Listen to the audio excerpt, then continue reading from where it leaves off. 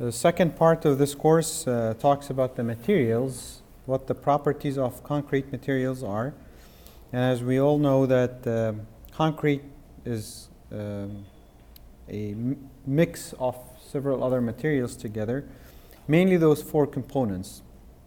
Those components are the cement, the gravel, the sand, which both are considered aggregate. One of them is coarse, the other is fine, in addition to water. And as we know that concrete is strong in compression, it's very strong in compression, and it's weak in tension. The steel reinforcement, to overcome this deficiency, we use the steel reinforcement for the concrete within the tension zones. So whenever we see that it is required to apply some tension in the concrete, then steel is provided. That's why we call it reinforced concrete.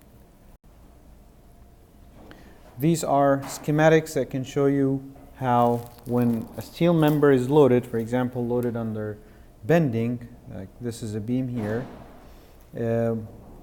if we're talking as exaggerated view of the deflection, where the tension will become, cracks will form. That's if it's a plain concrete. And in this case, whenever you see those cracks and how the analysis tells you where the tension is, this is where you need to provide your main reinforcement to take this tension. So in this case, the main reinforcement will be required in areas that look like it needed some tension. Areas where you need compression, you can put secondary steel for other purposes, but those are main steels that will be required. These are some details taken from a computer model, probably a rivet model, where you see reinforcement placed within a slab, a beam, a column, and a footing.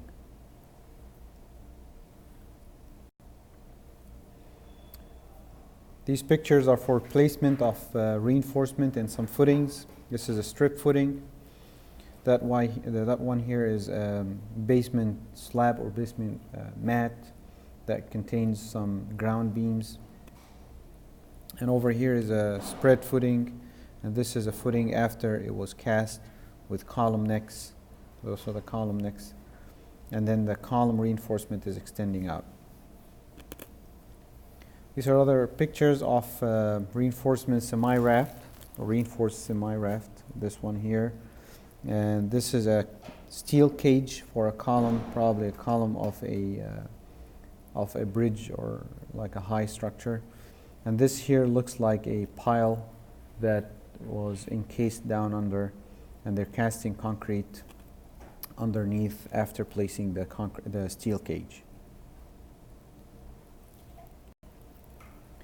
Now, looking at the properties of concrete, we have, it's very important to understand how concrete behaves under compression.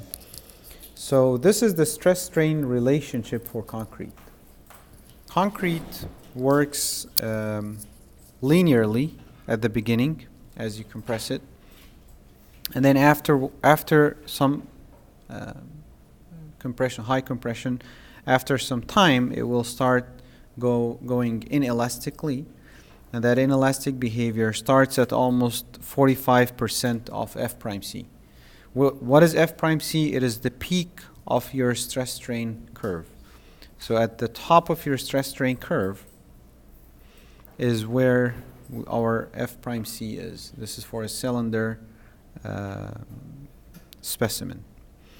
And so at 45 degrees, it loses its linearly. At 45%, it loses its linear behavior, and then it becomes inelastic. And then after F prime C, it starts to soften until failure. So it will take displacement, but it will not be able to take any more force. The force goes down until a sudden failure happens. This is, of course, the stress strain curve for an unreinforced specimen. So this is like a specimen that is placed under compression.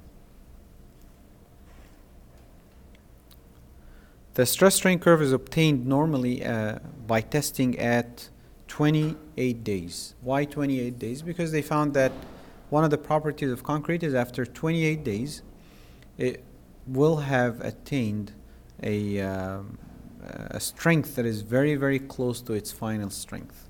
So the added strength after 28 days may be between 5 and 10% of its strength. That's if it's properly cured and if it's properly mixed and vibrated. Now, normal samples go with different sizes. This is a very common size that we have, 150 millimeter diameter with a 300 millimeter height. Now, it's very important to understand what happens with the strains. Here, the strains, as we said, we start with a 0, 0, and then the ending strain, and this is the most critical number that everybody needs to know about concrete because we will be using it in our calculations, is the 0.003. This is the very common number of a strain at failure for concrete. Very important to memorize this number. Why? Because this is where we are expecting the failure to happen. We will not be able to control the stress, but what we will always know is that concrete is assumed by design codes is assumed to fail at a strain equals to 0.003. Now the strain at the peak stress is not unified for all specimens, but it would be around 0.002 for an average of 30 megapascal F prime C. So this one could be taken at 0.002, but that's not given by the code, but that's for a 30 megapascal F prime C. Okay. Now, looking at these properties, as we said, that the F prime C is the peak compressive strength, and it's equal to the peak load divided by the area. So if you're doing this experiment, it's the peak load divided by the area. And by the code, it shall not be less than 17 megapascal. Now, this is if you're using concrete as part of your structural members. Now, if you're just using concrete as a filler material or not subjected to stresses, you're okay doing whatever you want. But once you are using concrete as part of your design, as your members, that number should not be less than 17 megapascal. The strain at the peak stress, as we said, is 0.002 for an F prime C equals 30 megapascal, and it's higher for higher F prime Cs. Modulus of elasticity.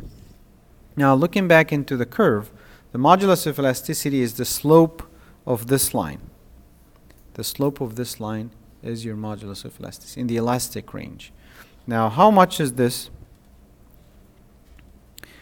As given by the code for a normal weight concrete, this is the equation that we will be using.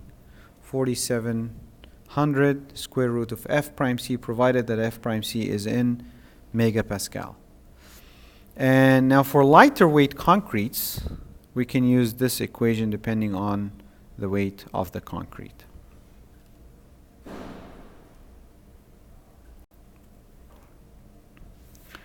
Now looking at the compressive strength compared with different types of concrete. This is just a quick look at the different types. Now, if you will try to get a higher strength in the early age, most of the time this will affect the strength in the later age. So the better, if you're going with a higher strength, and sometimes you want this for accelerated construction, that you want early hardening of concrete to be able to construct faster. At 28 days, you will get the same strength, but then later on, you will be affecting your strength. So the strength goes down. But it's your choice, and there are now additives that doesn't really affect much the differences. Now, tensile strength of concrete shall be completely neglected in our design.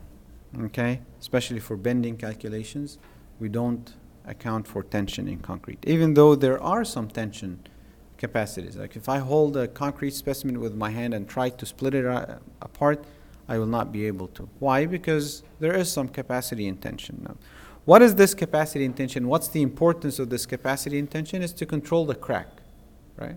So the moment the concrete loses its tension capacity, cracks will form. And if cracks are formed, what happens? You will expose your concrete, your steel rebars to things that can get inside. Could be water, could be moisture, could be any attacking materials from the environment. So in this case, we sometimes use this factor which we call the modulus of rupture, the modulus of rupture of the concrete, FR, and that's equal to 0.62 square root of F prime C, 0.62 of F prime C for normal weight concrete. What's the importance of the modulus of rupture? Is to be able to understand when is concrete going to crack. Now going over the steel rebars, we said the steel reinforcing bars are made with surface deformation. You understand that if you look now at any of the bars, you will see some deformation. Now those deformations are made for a purpose. And the main purpose is to increase the bond between your concrete and your bar. Because in the old days when they used to have these smooth bars, maybe 40 years ago, most of the bars were smooth 40, 50 years ago, they were smooth bars. And so they were only counting on friction between the bars and the concrete. But now since they are all deformed, or most of them are deformed, smooth bars are only used for stirrups and hoops. Now these deformations provide some bearing within these areas that will provide extra bond between your concrete and your steel bars. Okay. And this is an important note that during the placement of your concrete, your steel bar shall be free of mud and oil, which could hurt the bond between the steel and the concrete. There's also allowance to use epoxy coating. This coating is made to protect the bars from rust and from corrosion. And there are some limitations on this. Now for the bar sizes that are available in the market, these are the bar sizes. Those are normally the millimeter or the metric size of the bar. And these are the other properties. If you convert these bars into US customary bars, this is how it looks like. So in the metric, they call it based on the diameter in millimeters, while in the US, they call it based on the fraction of the inch. So you know how the 1 inch goes up to 1/8 of an inch. So it goes like 1/8, and then the half inch is 4/8, right? So 4/8 equals half inch, right? So in this case, this is number 4. So the number 4 diameter is a half inch diameter, and so forth. So the number 8 diameter is 8/8. That means it is 1 inch diameter. Got the idea? And so you will see this calculated. Here's the diameter is about 2.2, 2.5. Now give and take, right? And I'm sorry, I'm pointing to this, 2.5. Okay, so it's 2.5, which is 1 inch diameter. Okay. Now on the bar itself, you will see some labels, and those labels will give you the grade, the mill, the size of the bar, and so forth. Everyone has its own reason. And then the most used bar is 420, and I heard even in the Middle East we have the 360. So the 360 is also used in addition to the 420. Now this is a higher grade, the grade 75, which is equivalent to the 520. And those are the lower grades, that are normally used for stirrups and not very important steel. Coated bars, as we said, that there could be bars that will be used in harsh environments. For example, concrete columns cast inside the sea or in river creeks where you have attacks of some sulfate or sulfur or any other material that can hurt the concrete. In this case, they allow for the use of epoxy coated or zinc coated, which is the galvanized steel. And those are used with limitations. They affect some of the design parameters. Once you use epoxy coated, then your development length will be different, as we will explain later on in the detailing chapter. So we can use them, and sometimes they are specified even by the client. The client would like to use those bars because they increase the lifespan of the structure as they delay the rust very greatly. They are widely used, as I said, and they're very important in infrastructure projects more than just simple building projects. The next few slides are very important as assumptions that will be used in our design. If we have to understand very well each one of the next four assumptions. So the first assumption tells you that the internal forces, such as bending moments, shears, and normal forces at any section of the member are in equilibrium with the effect of the external loads. This is actually a fact. We know that any internal force is equivalent to the external force. What do you mean by this? I'm going to give you a simple example about this. If I have a column like this, right, and I applied an external load here, this external load equals P. Okay, if I cut a section here, and that section looks like this, now there will be some stresses. And the section itself, let's say that this is the section of your column. And it has an area equals A, and the stress here equals sigma, right? Now, is there a relationship between this P and that internal? This is the external, right? And this here is the internal. Now, it's very simple. The relationship is that external equals the internal. What do you mean by this? It means that if I multiply that stress by the area, that gives me a force, and that force is exactly equal to P. Simple. That's actually where I got the stress from. Okay? So this is actually a fact. This is the very simple form of it. Now, if we start going into the bending and then going into the shears, things get more complicated, as you guys studied in solid mechanics and strength of materials. So in this case, this is actually a fact that for any body to be under equilibrium, that it's not moving, that all the forces that are acting on it are in equilibrium, internal and external. The second very important fact is that the strain in an embedded reinforcing bar, either tension or compression, is the same as that of the surrounding concrete. So if you're looking at a concrete section, if I say that this is my concrete section, and it had two bars over here, now if I'm looking at this section inside a beam, now this here was my beam, and I applied a load over here, I get some moment here. If I'm cutting this section here, that means I have some moment, and in this case I will draw my strain to look like this. Now let's take a deeper look inside this bar. You see this bar here?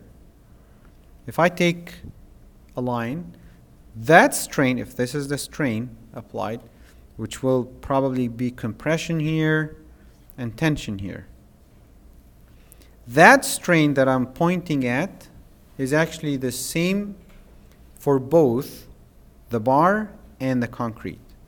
So the concrete around the bar feels the same exact strain. Okay? So this is an important assumption. Why? Because at any time we're doing the analysis, we have to assume fully bonded concrete and steel. Okay? If we don't assume this, then our structure is not homogeneous. We have two separate entities that we have to deal with.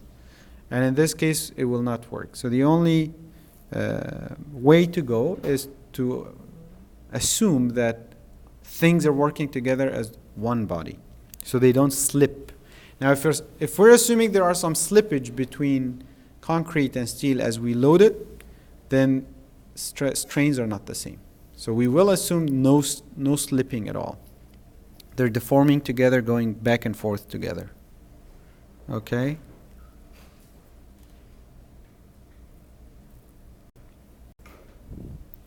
Now, the third assumption we have is that cross-sections that were plane prior to loading continue to be plane in the members under load.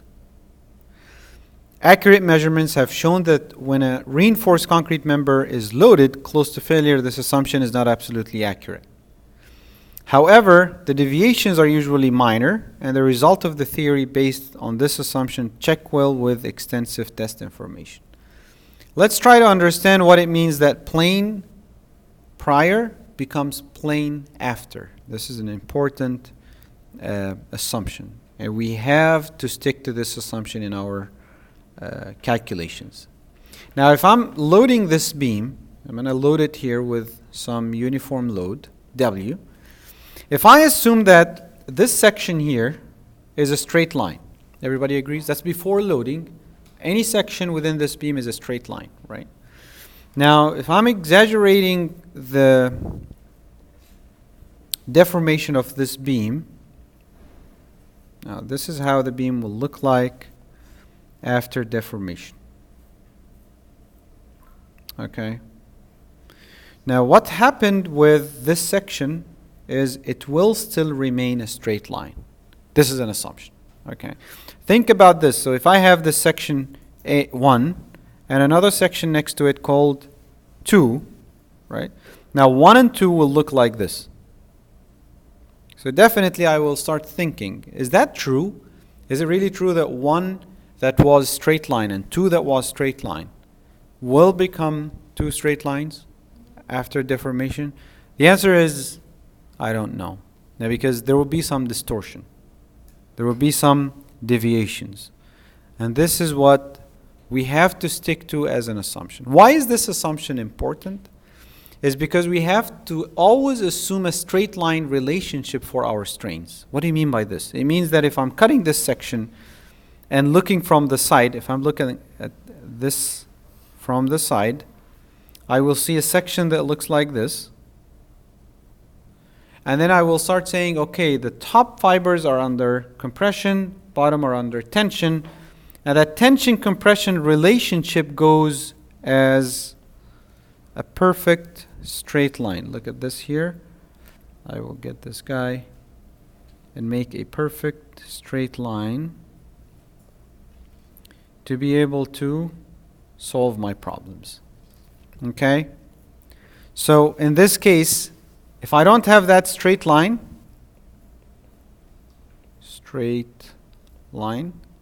I will not be able to relate my compression to my tension.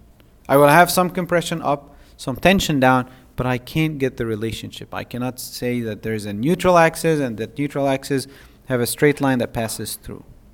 You got the idea? Don't forget that this here is the strain relationship. So the strain relationship is now a straight line after deformation. Now the assumption number 4 is that we assumed that there are some tension capacity in concrete. So the tensile strength of concrete is only a small fraction of its compressive strength. The concrete in that part of the member which is in tension is usually cracked. So once you're under tension with big loads, now you're normally under a crack. While these cracks in well-designed members are generally so narrow as to be hardly visible, they're known as hairline cracks. Now, once there is tension, there will be cracks introduced. they make the crack concrete incapable of resisting any tension stress. Because simply if I say that my steel member, my concrete member is here, I have a crack here, right? I'll be able to take tension all the way until I see a crack and then there's no more tension. So the tension is disconnected. Now that means there is no tension capacity. Now, correspondingly, it is assumed that concrete is not capable of resisting any tension whatsoever. This assumption is evidently a simplification of the actual situation because, in fact, cracks concrete prior to cracking as well as after the cracking will have some tension capacity. And in this case, it does resist some tension in small magnitudes. But we will, this is the bottom line, we will ignore all tension capacity of concrete. Okay?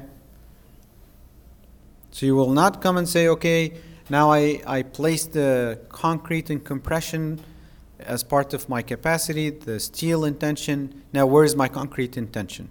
It does not exist. We will not use it. Okay.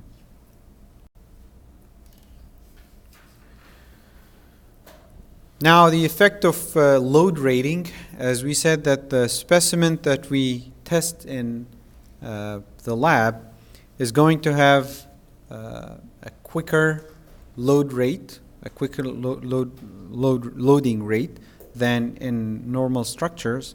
So in this case, they figured that if you load it slower, it can go with slower, less capacity. Okay? So concrete is one of those materials that its resistance depends on how fast you applied the load. So this here is the fast loading. This here is the slow loading. Okay? Now if my concrete structures are loaded in a slower rate than my test in the lab, then whatever results I get in the lab needs to be reduced as I design. So we end up using this 0.85 F prime C in all our calculations. You will see it for capacity calculations. All F prime C's are multiplied by 0.85 because of the slow versus fast loading. And as I said, sometimes or some researchers believe that also part of this is because of the difference in water-cement ratio that is in the specimen and how it's cured than the water-cement ratio in the actual structure and how it's cured. Now, modular ratio, what is a modular ratio? It is the ratio between the modulus of elasticity of steel to the modulus of elasticity of concrete. And we will have some usage of this later on. But as we said that because of the compression strain in concrete at any given point is equal to the compression strain in steel, this is assumption number 2, remember, that we had, that there's a perfect bond that anytime I'm loading the structure, steel and concrete both will see the same strain. Now, are they going to see the same stress? The answer is no. Why? Because the difference between modulus of elasticity of concrete and steel is big. So in this case, the stresses will be different. So if I look at this formula here, it tells you that the strain of steel and concrete are the same. Now, let's relate the stress in steel compared to the stress in concrete. Now, if I'm bringing, now I have to bring this guy out here, then that means the difference in ratio between, the difference in stresses between them is the ratio of modulus of elasticity of steel to concrete. What does that mean? It means that if I have the same exact area of concrete and steel within the column and I loaded them, let's say that modular ratio here is 8. This is just a number, and it's a very common number for modular ratio.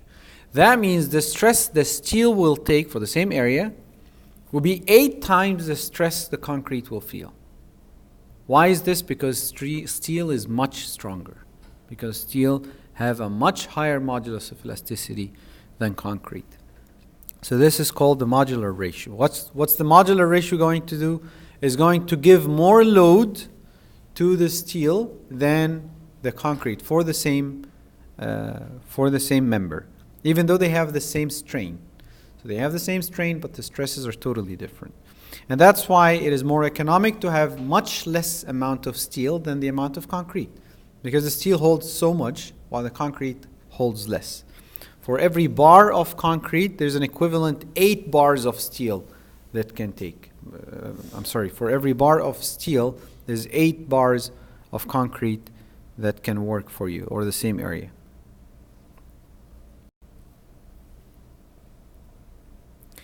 Now let the area of concrete be AC, and the area gross is the total area, and the area steel is AST. Then the axial load P will be stress times area plus stress times area. While we have the area of concrete is actually area gross minus area steel, we can substitute the steel stress with an N times F concrete. Then in this case we can get the FC out. So FC times area concrete minus plus N area steel. The term area concrete plus N area steel can be interpreted as the fictitious area of concrete cross section if it's all made of concrete, or we call it the transformed area, which when subjected to a particular concrete stress FC results in the same axial load P as the actual section composed of both steel and concrete. Parts of this were part of your strength of materials and solid mechanics you guys looked at. But basically it looks like this. We can simplify the shape that has both concrete and steel together into a shape that we substituted the rebars with some concrete and then ended up with a section that looks like this. What is this section? It's basically saying that what is an equivalent concrete section to a concrete and steel together? This is just to explain to you the amount of concrete needed to replace steel is that much. Is N times area of steel. And what is N? Is how much of the ratio is between steel and concrete. We see that the N, it's N minus 1 because we will remove the bars, but we understand what a transformed area is. And then it ends up with an equation like this. We will go over more details when it comes to axially loaded members. And then, as we said, that this relationship will be good as long as you are within the elastic range of, or maybe 50 to 60% of F prime C of a stress. Now let's look at the stress-strain relationship of steel. That's an important part as well.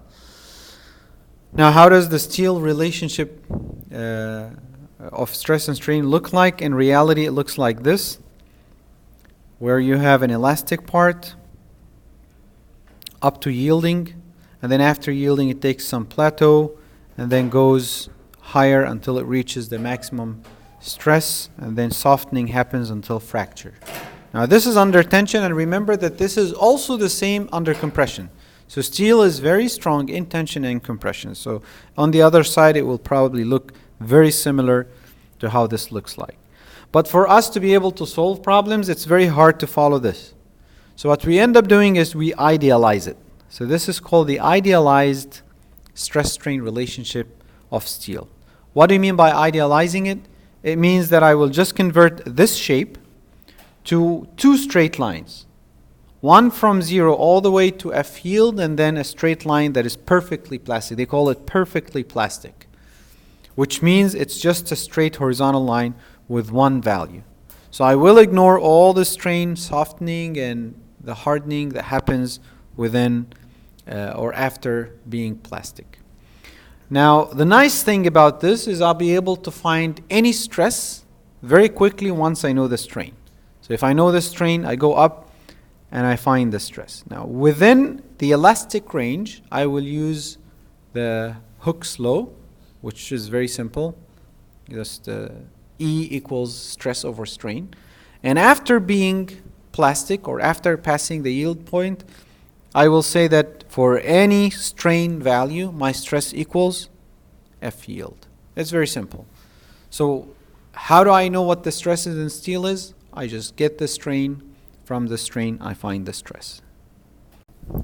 And normally the way to idealize things is to maintain the same area under curve. So this area under the curve should be the same as the area under this curve.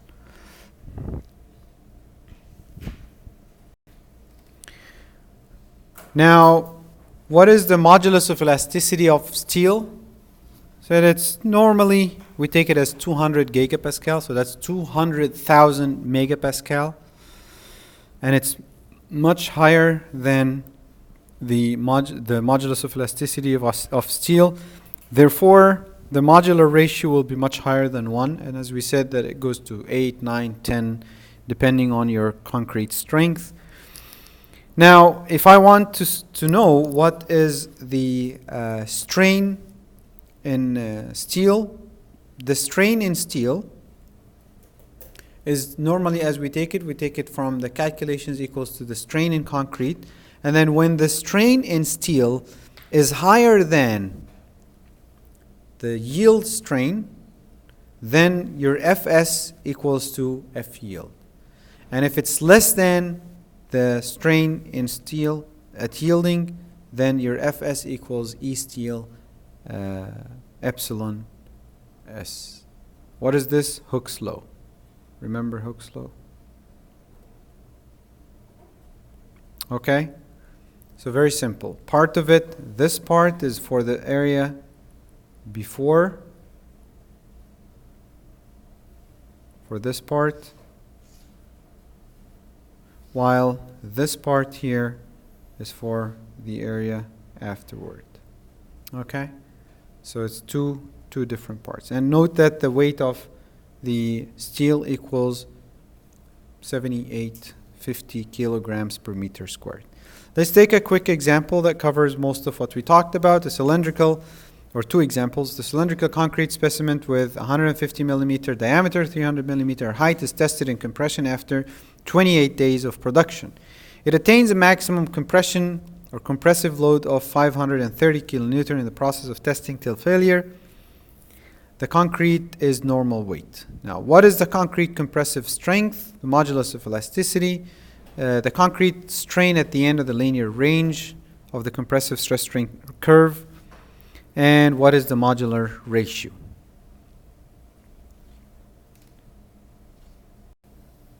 Now, the compressive strength of the concrete comes from relation F prime C equals P over A, right? What is my P? It was 530 kilonewton, so 530,000 newtons. My area is pi d squared over 4. I got F prime C equals 30 megapascal.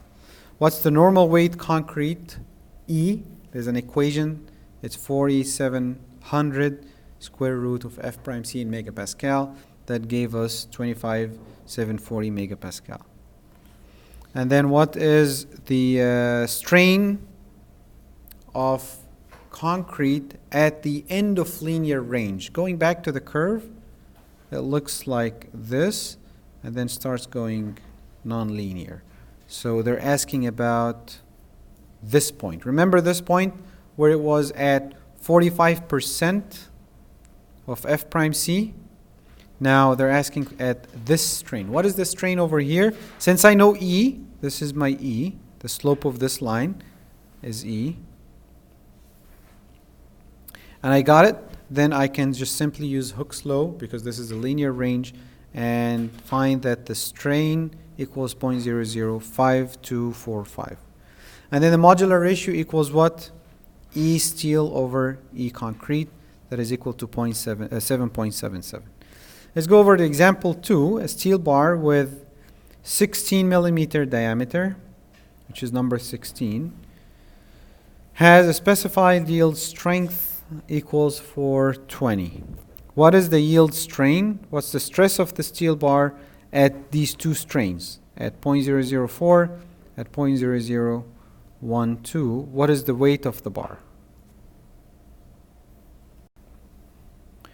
Now the strain equals at yielding equals the stress at yielding over a modulus of elasticity. That's 0.0021. I prefer that you guys memorize this important number.